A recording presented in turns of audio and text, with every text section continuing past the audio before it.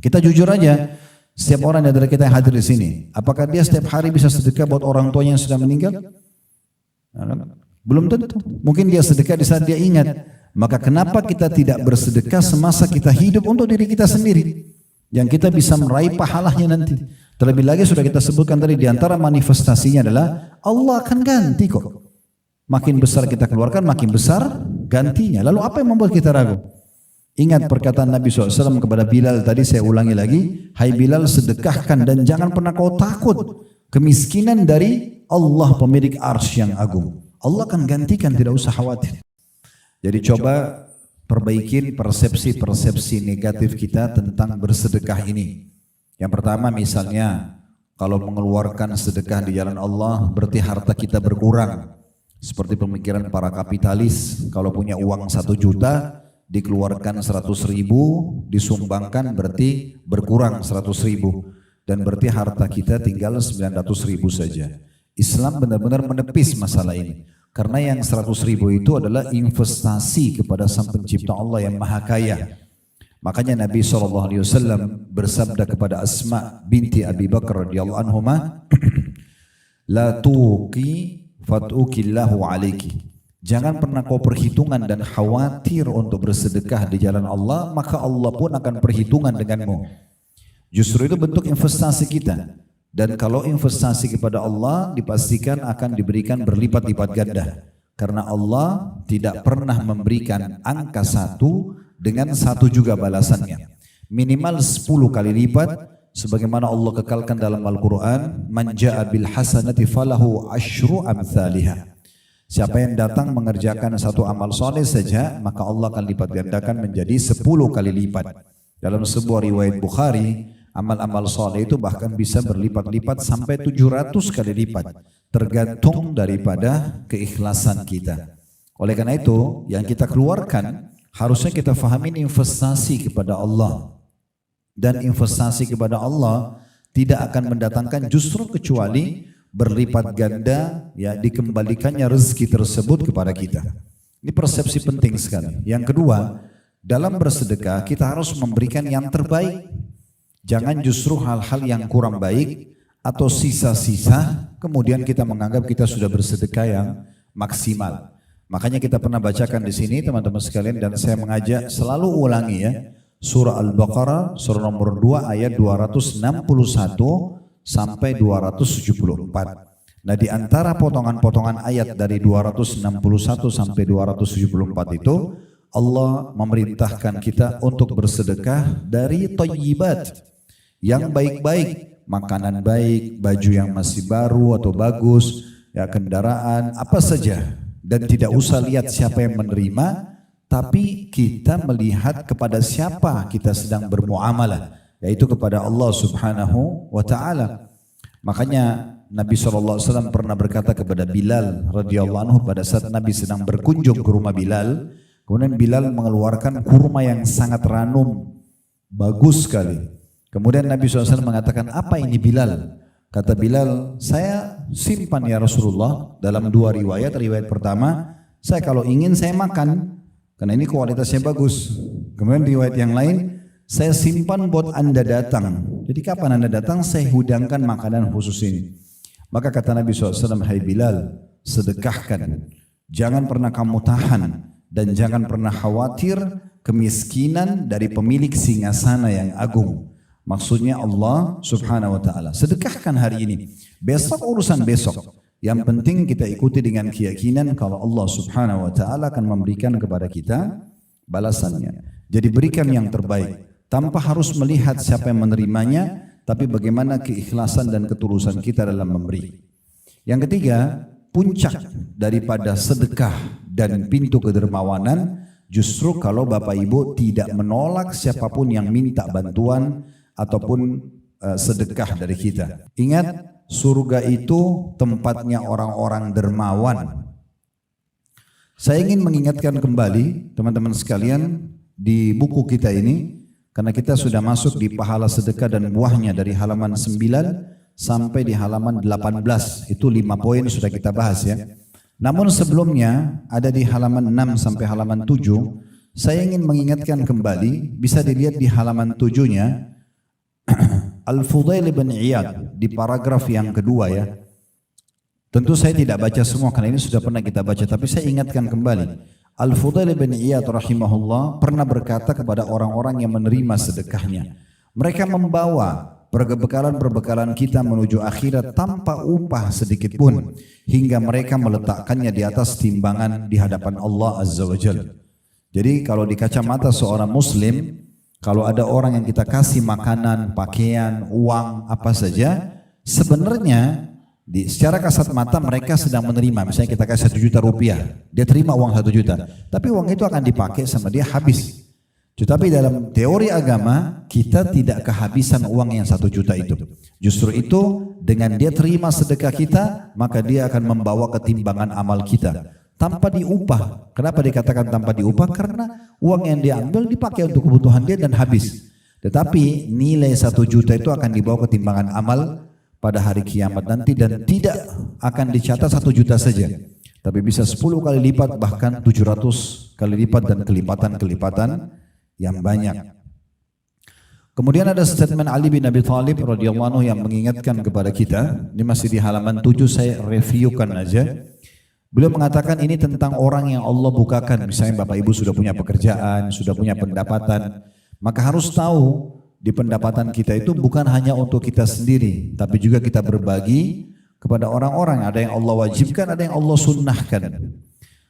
Kata beliau, barang siapa yang telah diberikan satu harta oleh Allah, maka hendaklah ia menyambung kekerabatan dengannya. Cek mana kerabat-kerabat kita yang butuh bantuan, kasih, berbagi walaupun sedikit. Kemudian memperindah jamuan untuk tamunya. Kalau dulu kita cuma hidangkan segelas teh sama 1 potong kue, sekarang mungkin kita bisa berikan makanan lengkap karena memang uang kita sudah bertambah. Kemudian menolong seseorang yang membutuhkan, membebaskan tawanan. Ibnu Sabil maksudnya orang terputus jalan, Bapak Ibu sekalian. Jadi kayak ada orang datang dari Surabaya ke Jakarta, dirampok di terminal atau di stasiun, lalu dia butuh uang untuk kembali ke kotanya misalnya. Ini contoh. Kemudian orang-orang fakir miskin, para mujahidin. Jadi ini semua yang harusnya dia tahu, ada hak-hak mereka yang kita berbagi dari harta atau income kita. Kemudian beliau mengatakan, dan di poin lain, di sisi lain, dia harusnya sabar atas musibah yang menimpa hartanya. Ada orang utang tidak bayar, kita investasi ditipu, itu bisa terjadi. Itu ujian terhadap harta tersebut. Karena dengan perkara-perkara itulah dia akan memperoleh kemuliaan dunia dan akhirat. Yang terakhir saya reviewkan lagi, yaitu dari perkataan-perkataan salaf, perkataan Abu Hatim rahimahullah. Di akhir paragraf di halaman 7, bakhil itu, pelit adalah sebuah pohon di neraka, sedangkan ranting-rantingnya ada di dunia. Maka barang siapa yang bergelantungan pada salah satu dari ranting-ranting itu, niscaya ia akan menjerumuskannya ke dalam neraka. Sebagaimana kedermawanan itu adalah sebuah pohon di surga, di mana ranting-rantingnya berada di dunia. Dan barang siapa yang bergelantungan pada salah satu ranting-rantingnya itu, niscaya ia akan membawanya ke surga, dan surga itu adalah tempat orang-orang dermawan.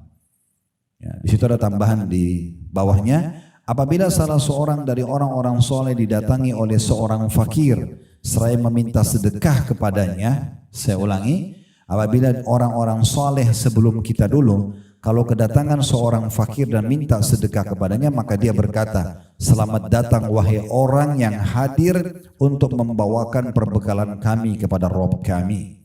Jadi memang mereka menganggap sedekah itu sebuah investasi yang sangat besar. Bukan justru untuk dihindari, tapi bagaimana dia jadikan itu sebagai sebuah program hidupnya. Tidak ada hari tanpa sedekah. Kita sudah jelaskan 5 poin teman-teman, manifestasi atau apa yang Bapak Ibu dapatkan kalau sedekah. Di halaman 9, sedekah adalah pensucian dan pembersihan, maksudnya dari dosa-dosa dan juga penyakit-penyakit hati. Makin sering kita sedekah, makin bersih hati kita. Karena kita mau berbagi dengan orang lain. Berarti sifat pelit sudah tidak ada, ya. Kemudian juga kita orang yang rutin bersedekah itu dipastikan sangat jauh dengan bab pencurian, manipulasi data, karena dia dasarnya suka memberi. Untuk apa dia ambil yang bukan haknya? Maka itu akan ada lahir dari manifestasi sedekah itu. Yang kedua, sedekah itu sendiri bentuk ketundukan kepada perintah Allah dan Rasulnya, maksudnya ibadah. Jadi akan dicatat pahala di sisi Allah Subhanahu wa taala, selain memang apa yang Bapak Ibu sedekahkan akan digantikan oleh Allah Subhanahu wa taala. Saya tidak ulangi lagi ini, saya cuma bacakan poin-poin dasarnya karena sudah kita bahas. Poin ketiga yang didapatkan manifestasi dari sedekah, seorang mukmin berada dalam naungan sedekahnya pada hari kiamat nanti. Nanti di mahsyar pada saat kita dibangkitkan Bapak Ibu sekalian, dan itu pasti terjadi. Karena rukun iman kita yang kelima itu adalah iman kepada hari kiamat. Satu paket di dalam itu, prosesi kematian, ruh kita dicabut, masuknya di alam barzah di kuburan, menjadi taman dari taman surga kalau dia orang beriman, atau lubang dari lubang neraka kalau dia orang kafir, munafik, musyrik. Kemudian akan ada kebangkitan di mahsyar, ditimbang amal baik, amal buruk. Faman ya'mal mithqala dzarratin khairan yara. Siapa yang berbuat seperti biji sawi dari kebaikan akan diperlihatkan dan diberikan balasannya. Wa man ya'mal mithqala dzarratin syarran yara. Dan siapa yang berbuat seperti biji sawi dari keburukan pasti akan diperlihatkan dan diberikan hukumannya. Lalu kemudian surga bagi orang yang patuh dan neraka bagi orang yang membangkang. Nah, di sini kita perlu tahu di hari kiamat nanti di mahsyar itu akan ada orang-orang yang pada saat nunggu antrian di timbangan amal, mereka akan tenggelam dengan keringat mereka sendiri karena banyaknya dosa. Nah, salah satu pelindung yang bisa melindungi kita di akhirat nanti di mahsyar adalah sedekah. Ini sudah kita jelaskan dalilnya, bisa dibaca di halaman 12 sampai halaman 14. Kemudian yang keempat, kita juga sudah bahas pada pertemuan yang lalu, saya cuma ingatkan poinnya, sedekah itu dapat menghindarkan kita dari musibah dan menjauhkan kita dari kematian yang buruk. Itu bisa dilihat dalam riwayat Ibnu Abi Ja'ad di paragraf yang kedua di halaman 15 ya. Beliau mengatakan sesungguhnya sedekah itu menghindarkan diri dari 70 pintu keburukan. Lalu kemudian penulis mengangkat dalil tentang orang akan jauh dari keburukan, diantaranya musibah-musibah yang datang bisa menyusahkan dia atau kematian yang buruk. Diangkatlah hadis Nabi SAW, inna sadaqata la tudfi'u ghadabar rabb wa tadfa'u an mitati su'. Sesungguhnya sedekah itu dapat memadamkan amarah Rabb, karena kita buat dosa Tuhan marah. Ya, tapi bisa diredam dengan bersedekah dan menghindarkan dari kematian yang buruk. Ini sudah kita jelaskan. Kemudian yang terakhir kita jelaskan poin kelima pada pertemuan yang lalu, sedekah adalah tanda dan bukti dari iman yang benar. Maksudnya orang kalau mau bersedekah, mau berbagi pada orang lain, berarti itu bisa dinilai orang ini sudah beriman atau belum beriman. Karena Nabi SAW mengatakan as-sadaqatu burhan. Bisa dilihat di halaman 17 di paragraf terakhir, sedekah itu bukti nyata, maksudnya tentang keimanan seseorang. Baik, kita akan lanjutkan teman-teman sekalian pada kesempatan siang ini, semoga Allah berkahi dan Allah ikhlaskan niat. Poin ke-6 dan beberapa poin yang Allah mudahkan ke depan. Yang ke-6 yang Bapak Ibu bisa dapatkan sebagai manifestasi atau yang kita dapatkan dari sedekah yang kita keluarkan adalah sedekah itu sebagai tebusan bagi seseorang dari belenggunya. Ini disebutkan di halaman 18. Nanti akan kita jelaskan ya. Saya bacakan dulu. Belenggu seorang muslim adalah semua dosa dan kemaksiatan dirinya. Jadi maksudnya kalau dia bersedekah, justru itu sangat cepat untuk membersihkan dosa-dosanya yang bisa mendatangkan konsekuensi hukuman.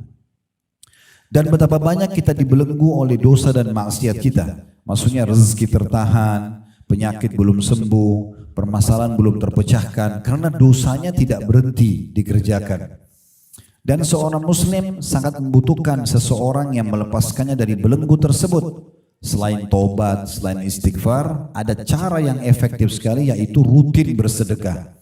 Dan di antara sebab-sebab yang membantu hal tersebut adalah sedekah. Nah, hadis ini Nabi Yahya pernah mengingatkan kaumnya tentang pentingnya sedekah, dan Nabi Muhammad SAW menukil kepada kita supaya kita ambil sebagai pelajaran. Kata Nabi Yahya alaihissalam, wa amurukum bis sadaqah fa inna mathala dzalika kamathali rajulin asarahu al-adu awthaqu yadahu ila unuqihi wa qaddamu liyadribu unuqah faqala ana afdihi minkum bil qalili wal kathir fafadha nafsahu minhum. Saya meminta kepada kalian untuk bersedekah, atau saya perintahkan kalian untuk rutin bersedekah.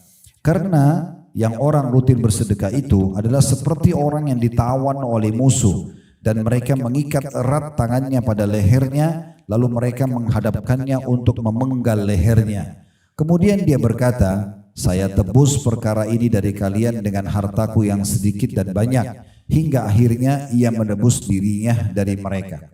Jadi maksudnya dosa apapun Bapak Ibu sekalian yang kita lakukan, kecil ataupun besar, berarti sama kalau di alam manusia pelanggaran. Anda yang kerja misalnya di rumah sakit ini, apapun pelanggaran Anda lakukan berarti Anda tahu dan harus menyadari ada konsekuensi hukuman dari pelanggaran tersebut.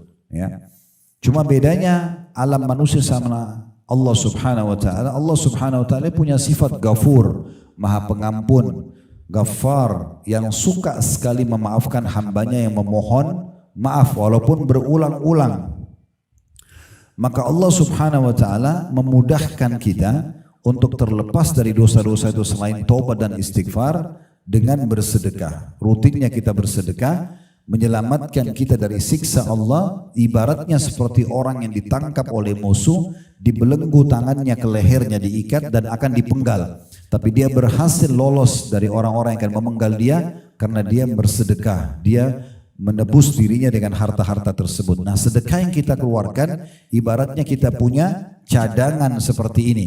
Yang kalau ada dosa yang kita lakukan, kemudian itu akan mendatangkan hukuman, sedekah itu bisa menepis hukuman tersebut. Jadi tolong teman-teman sekalian kalau kami sampaikan seperti ini jangan difahami timbal baliknya ya. Jangan Anda bilang, oh Ustadz bilang kita buat dosa, dosa itu bisa dimaafkan dengan sedekah. Udah saya buat dosa aja terus, nanti saya tepis dengan sedekah. Pertanyaannya adalah, apakah setelah buat dosa Bapak Ibu sempat sedekah? Mungkin pada saat lagi melakukan dosa itu meninggal. Belum tentu ya. Tapi fahami secara positif.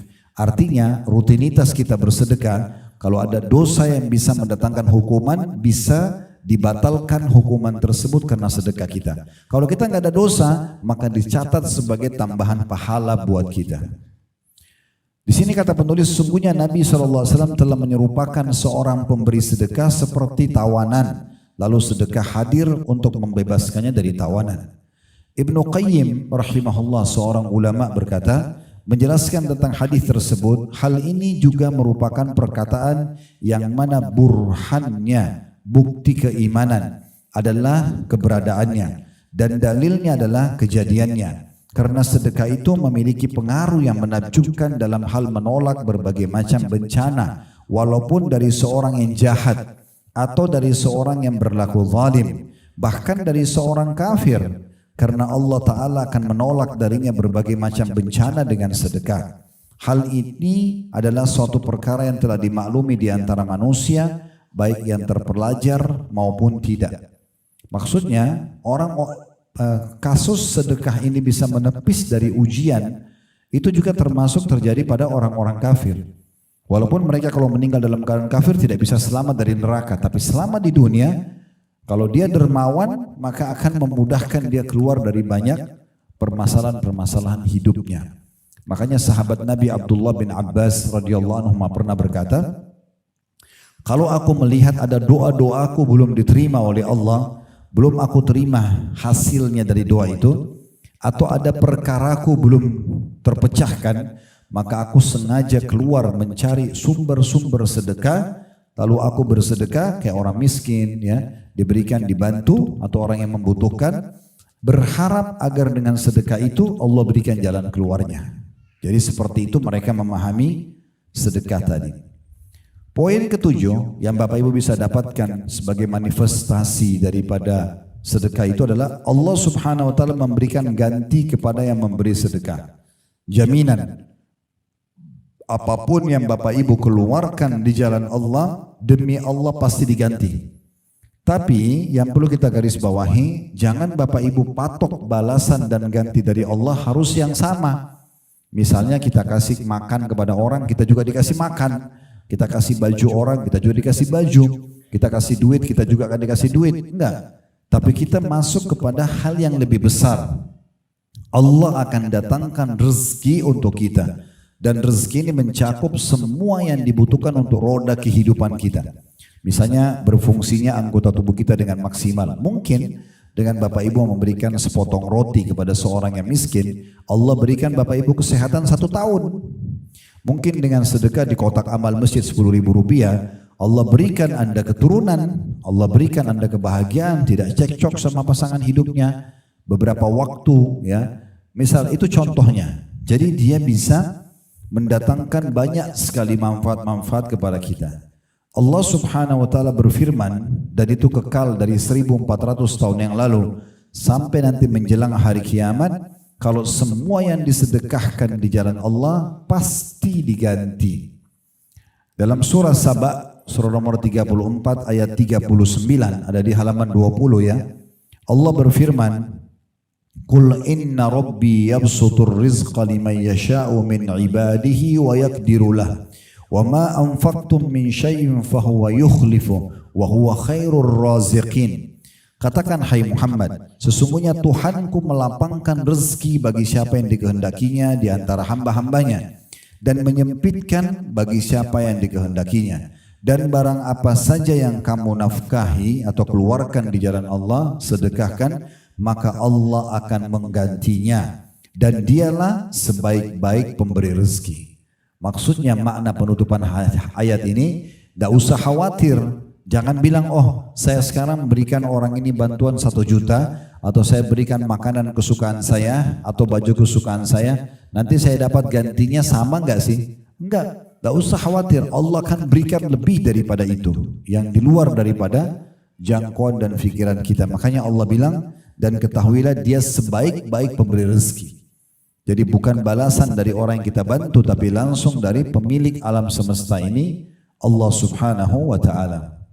Kata penulis, ini adalah sebuah kabar dari Allah Subhanahu wa ta'ala kepada para pemberi sedekah dan pemberi nafkah, bahwa Allah akan menggantinya untuk mereka. Dan siapakah yang lebih benar perkataannya daripada Allah? Kalau Bapak Ibu kerja di satu perusahaan dan yakin di akhir bulan akan terima gajinya, sementara pemilik perusahaan tersebut atau pimpinan perusahaan itu manusia biasa, dia bisa curang. Anda begitu yakin akan terima gaji, hanya karena dianggap dia orang baik atau dia jujur. Bagaimana dengan Allah Subhanahu wa ta'ala? Kenapa kita masih ragu dengan janji Allah? Padahal Allah mengatakan, wa man asdaqu minallahi qila. Siapakah yang lebih jujur dalam perkataan daripada Allah? Dan Allah juga mengatakan, innallaha la yukhliful mi'ad. Allah tidak akan pernah pungkiri janji-janjinya. Dalam sebuah hadis dari sahabat Abu Hurairah radhiyallahu anhu, beliau menyampaikan bahwasanya Nabi SAW bersabda, qala Allahu tabaraka wa ta'ala, Allah yang maha berkah dan maha tinggi telah berfirman, ya bna Adam anfik unfik alaik.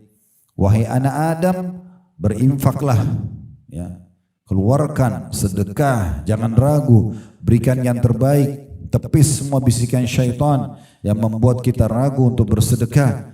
Niscaya kata Allah, aku akan memberi rezeki kepada kalian.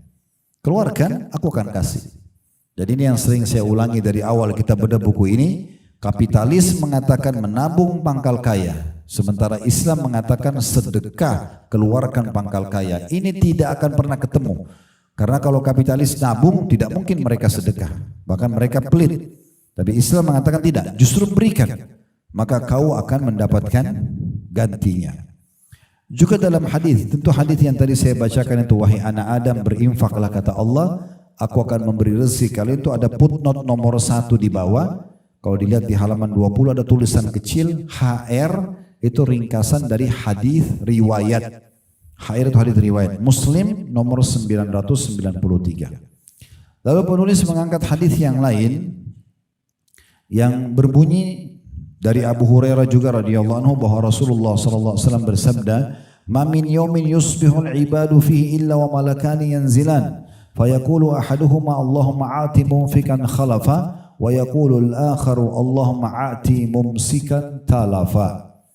Tidaklah suatu hari, kata bagi Nabi SAW, kayak hari ini kita lewat, ya, di mana seorang hamba memasuki paginya, melainkan pasti akan turun 2 malaikat. Salah seorang dari malaikat itu berkata, ya Allah, berilah ganti dalam kurung rezeki kepada orang yang berinfak.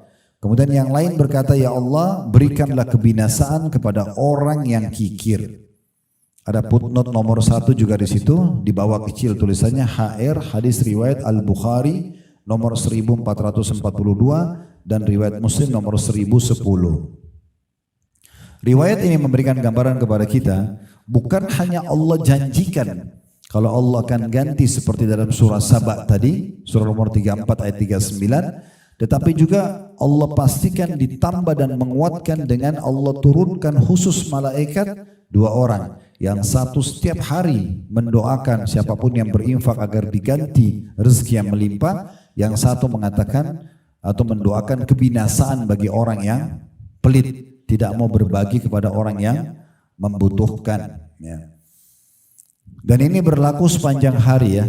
Berlaku Anda berinfak di pagi hari kah, di siang hari kah, di sore hari kah, doa malaikat ini berlaku pada orang yang berinfak seharian penuh. Besok Allah turunkan malaikat berdoa lagi. Siapa yang berinfak besok seharian penuh juga malaikat mendoakan kelapangan rezeki bagi yang sedekah dan kebinasaan bagi orang yang pelit.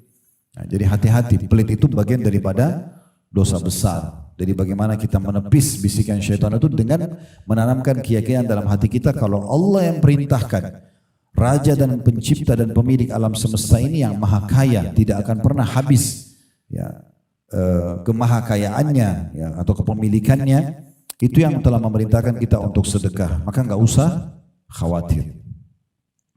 Imam An-Nawawi rahimahullah berkata, seraya menanggapi hadis di atas, para ulama berkata, infak tersebut adalah dalam ketaatan, akhlak-akhlak yang terpuji untuk keluarga dan tamu, sedekah-sedekah dan sebagainya yang tidak tercela dan tidak berlebihan. Sedangkan menahan dari infak yang tercela adalah menahan dari hal-hal tersebut.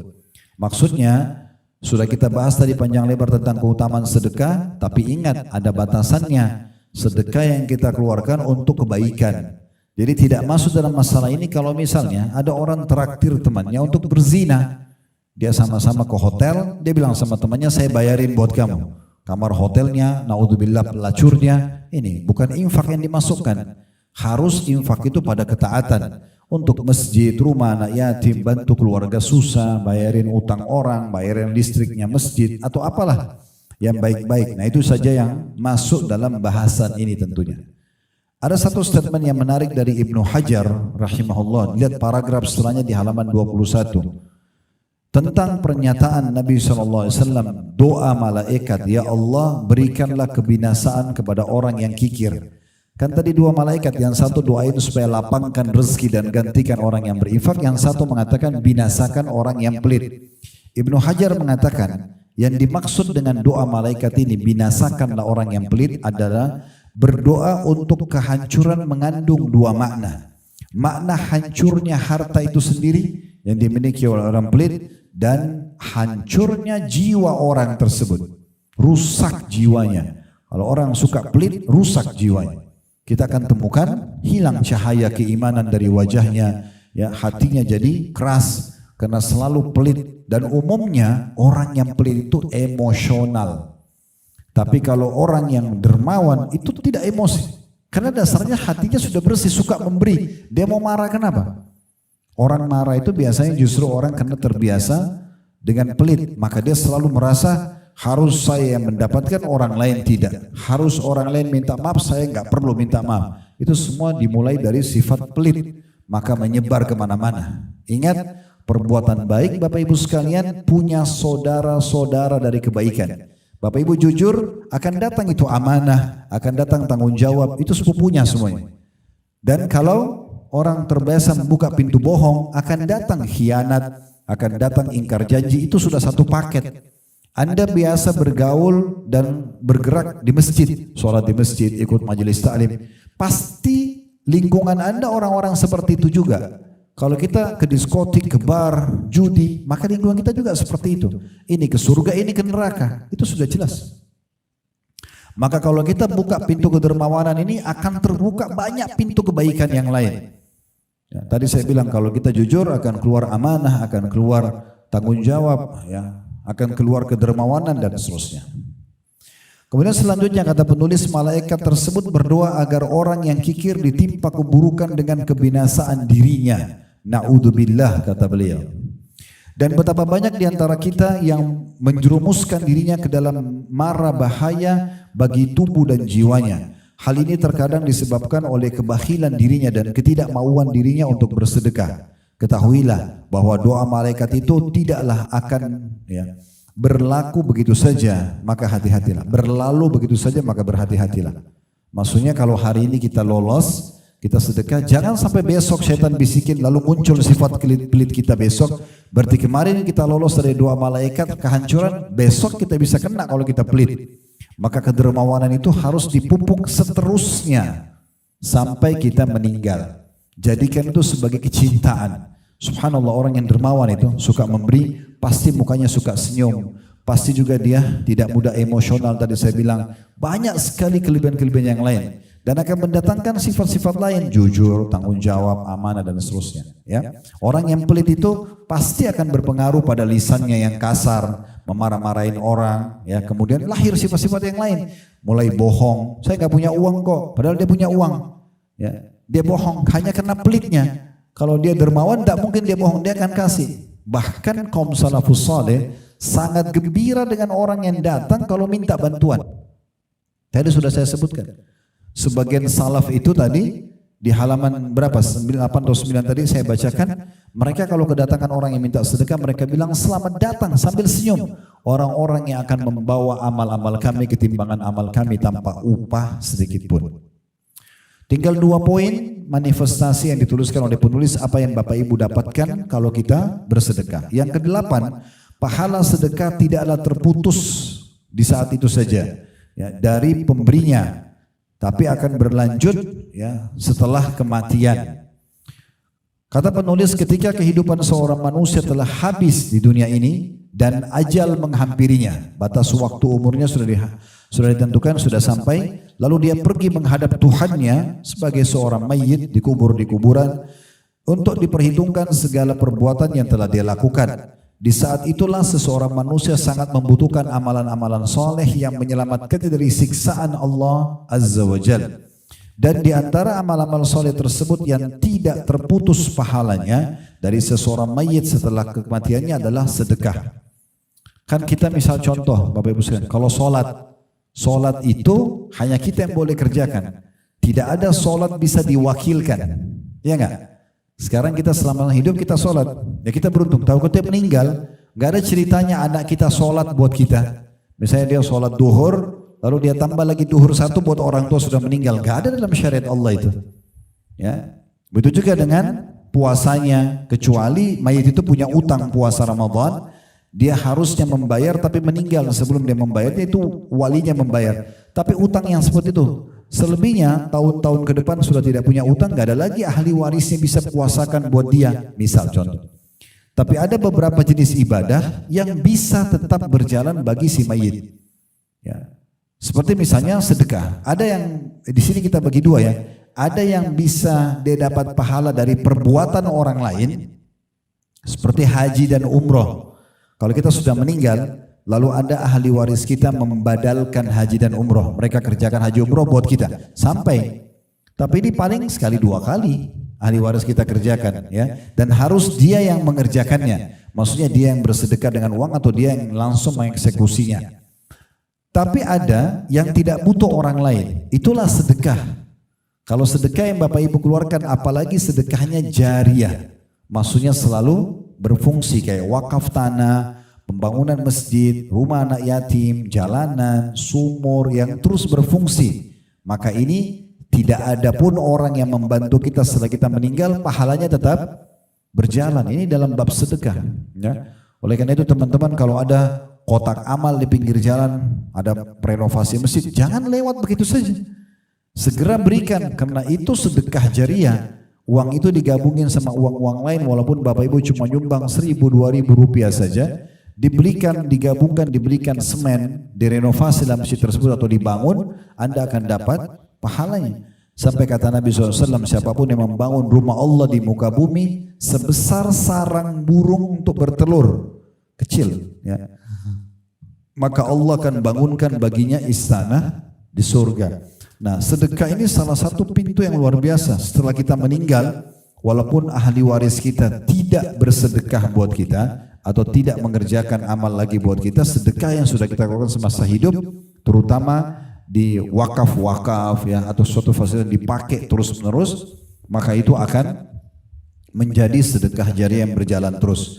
Tidak asing lagi hadis Nabi SAW diriwayatkan oleh Imam Muslim, di mana beliau bersabda, "Idza mata ibnu Adam inqata 'amalu illa min thalath, shadaqatin jariyah aw ilmin yuntafa'u bihi aw waladin salihin yad'u lah." Apabila anak cucu Adam meninggal dunia, maka terputuslah segala pahala amal perbuatannya. Maksudnya yang bisa dia kerjakan. Dia sudah mati, dia nggak bisa lagi sholat, nggak bisa lagi puasa, nggak bisa lagi baca Quran. Kata Nabi SAW kecuali 3 sumber. Sudah sumber ini pasti mengalir terus. Yang pertama adalah sedekah jariah. Jariah artinya yang berjalan terus, dipakai terus. Ya tadi saya bilang pembangunan masjid, rumah anak yatim, jalanan, sumur yang digali dipakai dan seterusnya. Percetakan buku yang dibagi, ya, atau Anda menulis karya ilmiah yang terus dibaca setelah Anda meninggal. Kemudian yang kedua, ilmun yuntafa'u bihi, ilmu yang bermanfaat. Puncaknya ilmu agama. Itulah manfaatnya Bapak Ibu belajar ilmu agama. Setelah faham, praktekkan dalam hidup kita, kemudian tulis, tuangkan dalam bentuk tulisan biar disebarluaskan. Itu ilmu bermanfaat. Orang akan pelajari dan orang amalkan, maka selama itu diamalkan akan menjadi pahala buat kita. Kemudian yang terakhir yang kita bahas di poin ke-9. Maaf, ada paragraf yang belum saya baca di situ. Di poin 8 kata beliau di terakhirnya setelah menyebutkan hadis, maka perhatikanlah wahai saudaraku yang budiman tentang besarnya pahala sedekah dan keutamaannya serta keabadian manfaatnya hingga setelah kematian Anda. Nah, terus juga saya titik beratkan ya, kalau Bapak Ibu lewatin satu masjid, sudah nyumbang nih, kita sudah nyumbang tadi, udah taruh uang 10.000 pagi. Kita pulang sore masih ada kota amal, sedekah aja lagi, tidak masalah. Jangan dibisikin syaitan, tadi pagi kan kamu sudah bantu. Itu tadi pagi, malaikat sudah catat, yang sore ini ada kesempatan kasih. Ingat teman-teman, kalau kita punya uang miliaran pun di rekening, kalau pas kita melihat malaikat maut nanti, harapan kita bagaimana Allah berikan waktu berapa menit saja supaya kita bisa bersedekah seluruh harta kita itu. Itu disebutkan dalam akhir surah Al-Munafiqun. Ya. Wa anfiqu mimma razaqnakum min qabli an ya'ti ahadakumul maut fayaqulu rabbi laula akhartani ila ajrin fa asaddaqa wa akun minas salihin. Ya, kalau janganlah bersedekahlah kalian ya. Jangan sampai datang ajal kepada seseorang terkadang lalu dia berkata pada saat lihat malaikat maut, ya Allah terlambatkanlah umurku, beri aku jenjang jedah waktu beberapa menit saja ke depan agar aku bisa bersedekah seluruh hartaku itu dan aku termasuk orang-orang saleh. Tapi apa yang Allah bilang? Walan yuakhirallahu nafsan idza jaa ajaluha. Allah tidak akan mungkin melambatkan kalau ajal seseorang sudah datang, sudah telat. Mumpung masih hidup, sedekahkan ya, dan Anda yang bisa mengeluarkan itu. Jangan pernah menghayal teman-teman, walaupun bisa terjadi. Kalau kita meninggal nanti ahli waris saya akan sedekah buat saya kok. Belum tentu. Bisa saja mereka lupa, bisa saja mereka lalai. Ataupun kalau mereka sedekah mungkin mereka tidak rutinkan. Kita jujur aja, setiap orang dari kita yang hadir di sini, apakah dia setiap hari bisa sedekah buat orang tuanya yang sudah meninggal? Belum tentu. Mungkin dia sedekah di saat dia ingat. Maka kenapa kita tidak bersedekah semasa kita hidup untuk diri kita sendiri? Yang kita bisa meraih pahalanya nanti. Terlebih lagi sudah kita sebutkan tadi, di antara manifestasinya adalah Allah akan ganti kok. Makin besar kita keluarkan, makin besar gantinya. Lalu apa yang membuat kita ragu? Ingat perkataan Nabi SAW kepada Bilal tadi, saya ulangi lagi. Hai Bilal, sedekahkan dan jangan pernah kau takut kemiskinan dari Allah pemilik arsy yang agung. Allah akan gantikan, tidak usah khawatir. Baik, kita akan tutup teman-teman sekalian dengan bab setelahnya. Baru setelah ini kita buka pertanyaan insyaAllah tentang petunjuk Nabi SAW berhubungan dengan sedekah di halaman 24 sampai halaman 26.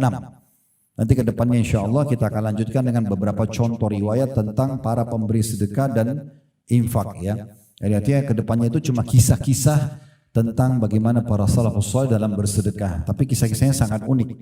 Sekarang kita baca tentang petunjuk Nabi SAW berhubungan dengan sedekah. Di halaman 24 kata penulis, Adapun petunjuk Nabi SAW tentang sedekah, maka apa yang diungkapkan oleh Ibnu Qayyim, ini nama seorang ulama rahimahullah, tentang hal tersebut sangat indah sekali. Di mana beliau berkata, Rasulullah SAW adalah orang yang paling banyak bersedekah dengan apapun yang dimilikinya. Makanan, pakaian, apa saja, semua disedekahkan. Tidaklah beliau meminta banyak apa yang diberikan Allah untuknya, dan tidak juga memandang sedikit pemberiannya itu. Dan tidaklah seseorang meminta kepadanya sesuatu yang ada padanya, baik sedikit maupun banyak, kecuali beliau memberikannya. Jadi yang kita harus tangkap di poin ini, seringkali syaitan teman-teman, kalau kita lagi ada kesempatan untuk bersedekah, menakut-nakuti kita. Seakan-akan kalau kita kasih, saya mau makan apa? Nanti uang saya habis dong, dan seterusnya. Ini syaitan. Baca a'udzubillahi minasyaitonirrajim. Segera lawan itu dan bersedekah. Yakinlah kepada Allah yang Maha Kaya, karena Dia memerintahkan kita akan menggantikan. Niang-niangkan selalu tadi yang sudah kita bacakan, surah Saba, surah nomor 34 ayat 39 potongan ayatnya, wa ma anfaqtum min syai'in fahuwa yukhlifu. Apapun yang kalian infakkan di jalan Allah pasti Dia akan ganti. Tidak usah khawatir, keluarkan lalu tinggalkan sudah. Ya. Berharap balasan dari Allah Subhanahu wa taala. Dan itu yang dilakukan oleh Nabi SAW. Beliau selalu bersedekah dan tidak mau menolak orang yang meminta bantuan. Karena tidak penting teman-teman melihat siapa yang minta bantuan. Yang penting adalah sedekahnya, ibadah yang sedang kita lakukan. Kalau kita selalu mau menilai, oh orang ini sudah pernah minta, untuk apa saya kasih lagi? Maka berarti kita akan memilih-milih orang. Kalau kebetulan di sekitar rumah kita sudah pernah kita bantu semuanya, lalu Anda berhenti bersedekah, kan tidak mungkin. Tidak usah lihat orang yang terulang atau tidak terulang. Yang penting saya bisa bersedekah selama saya hidup. Ini kesempatan ibadah. Dan siapa tahu memang sedekah yang kita keluarkan adalah amal terakhir kita. Mungkin setelah itu kita meninggal dunia. Maka ditutuplah dengan amal yang baik. Saya kembali melanjutkan perkataan Ibnu Qayyim. Beliau mengatakan, ya, Nabi SAW tidaklah menolak siapapun yang minta kepada beliau. Pemberian beliau itu adalah pemberian seseorang yang tidak takut akan kemiskinan. Jadi beliau kalau beliau ikutin dengan tidak ada kekhawatiran akan susah hidup karena bersedekah. Bersedekah dan memberi adalah perkara yang paling disukai oleh beliau. Kebahagiaan dan kesenangan beliau dengan memberikan sesuatu adalah lebih besar daripada kebahagiaan seorang penerima yang menerimanya.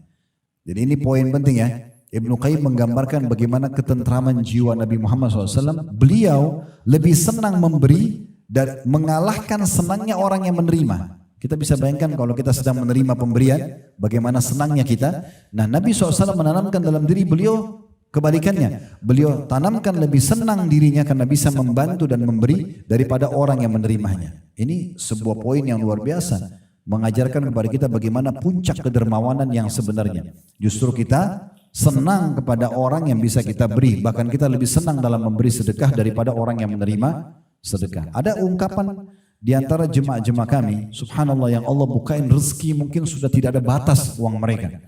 Sampai mengatakan, Ustaz, setelah saya amalkan bab sedekah ini, saya seperti orang yang ketagihan dengan sedekah. Karena betul-betul depan mata saya keluarkan sekian, datang berlipat-lipat gantinya. Dan saya pernah tes, saya berikan lebih besar lagi datang. Dan begitu seterusnya.